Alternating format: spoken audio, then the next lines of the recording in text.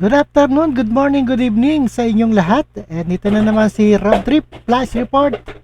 Kinumpirma ng Department of Foreign Affairs DFA na si Pangulong Ferdinand Bongbong Marcos Jr. ang magiging tanging leader mula sa Association of Southeast Asian Nation, ASEAN, na dadalo sa 2023 World Economic Tour. Ayan, Economic Forum web sa Davos, Switzerland. Ayan, sa susunod na linggo.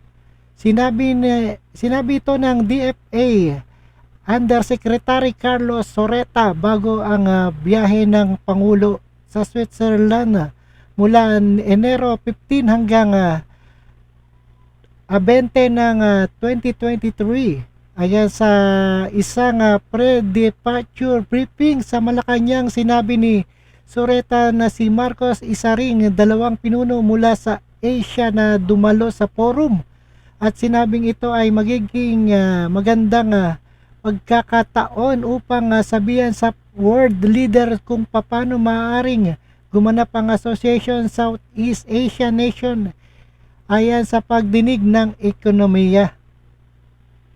Ayan, tungayan po natin at ayan ang may mga tanong kung ilalabas na ba ang ayan, hidden wealth ang yaman ng mga Marcoses. Ayan, panoorin po natin guys.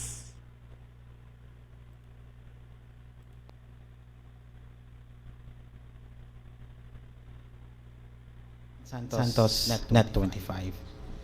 Sir, hindi po ba nangangamba ang BBM administration na baka biglang mabuhay ulit yung issue ng Swiss account ng pamilya Marcos sa pagbisita po niya dito sa Switzerland? Ayun, baka ma-brought out ang yaman ng Marcos. Not only from Switzerland, I understand that other Filipino community members from other parts of Europe have asked to attend, and of course they will be allowed to attend. So they will be coming in from other countries in Europe to meet the president. A little more detail. So the president will be leading our economic team composed of government officials and business leaders, and we will present the country's economic performance, which tops growth in the region, before an audience of international CEOs. The president will also participate in a high-level dialogue session with the president, with other leaders, the president of South Africa, prime minister of Belgium, president of the European Commission, and of course the prime minister of a few more others who have still to confirm who, if they will be participating, to push for our priorities in food and nutrition, in energy security, and as discussed by Ms. Daphne. At the briefing this morning, the president said that we have developing all these excellent fundamentals, and there's much that we can offer investors. And he said, let's talk about the sovereign wealth fund that's being set up. And I agree completely with the president. The World Economic Forum is a great venue to do a sort of soft launch for our sovereign wealth fund, given the prominence of the forum itself, and global and business leaders who will be there, and they will hear it directly from the president, what the fundamentals that we have, and that lead us to decide that we should have a sovereign wealth fund. So that's one of the things we're preparing for for Davos. I think that's basically it. Yusek, so how will the president tackle the Maharlika, given that it has not yet secured final approval from Congress? Thank you, Mr. Roy. It's really more a soft launch. It's to introduce it. I understand it is evolving. We have the fullest respect for the congressional process and the open hearings that they're having, and how to work out the details. But the broad strokes of it, the president has a very, very good grasp of what he wants to achieve. Whatever form the sovereign wealth fund finally takes, what's very important is it's an investment in the future, and there's great confidence the president has in the ability and capabilities of Filipinos, Filipino entrepreneurs, and local investors even. So it's a very soft launch. It's not a, so don't say that he's launching Sovereign Wealth Fund. Will there also be a chance for the President to hold bilateral meetings with heads of state who will be attending the forum? Thank you, Mr. Chair. Yes, he will be interacting in many of the events, panels with global leaders. Express interest. He is a very focused person. He has, I want to talk to this guy about this. I can't mention this, but I will, when I bump into him, I'm going to tell him this. And we're preparing all the talking points, not just with the global leaders, but also heads of financial institutions that he wants to meet. So yes, there will be talks.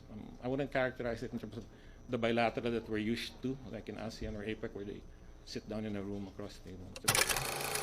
Okay, Eden Santos, Net 25.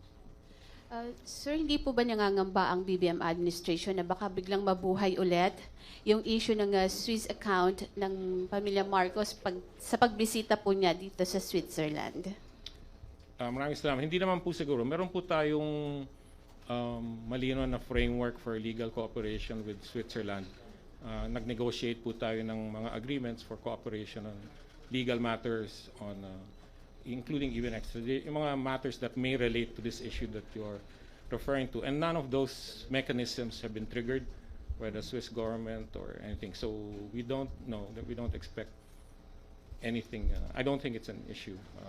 So haka-haka lang for fake news yung mga sinasabi na baka mag-withdraw ng account ng Pangulo sa Switzerland?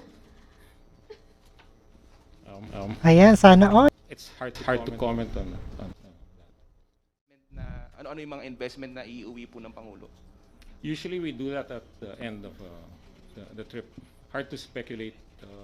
Baka mabulilyasan, baka matras. But our practice has been it's at the end of the trip. But this one is not so much. It again, like I said, it's a different kind of visit.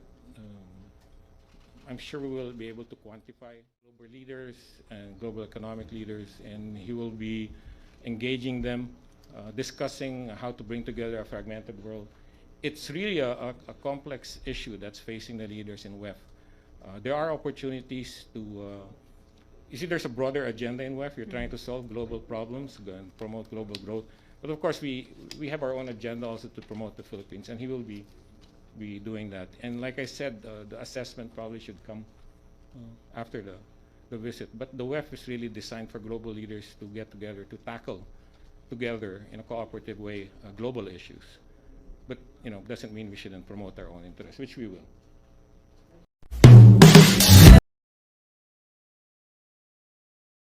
Ayan, alright guys, thank you so much. Papanood kay Karob Drip and si Pangulong Ferdinand Marcos, Bongbong Marcos, ayan, nag-iisang Asian leader na dadalo sa World Economic Forum. Ayan, sa Switzerland. Antabayanan natin yan, guys. At sa pag-withdraw ng kanyang, ayan, sa haka-haka na kayamanan ng Marcoses. Ayan, walang sinabi pa. Ayan, subaybayan po natin at salamat sa inyong patnubay na ayan, panonood dito kay Karob Trip, and don't forget to subscribe this channel. Thank you so much and God bless us all. Thank you so much.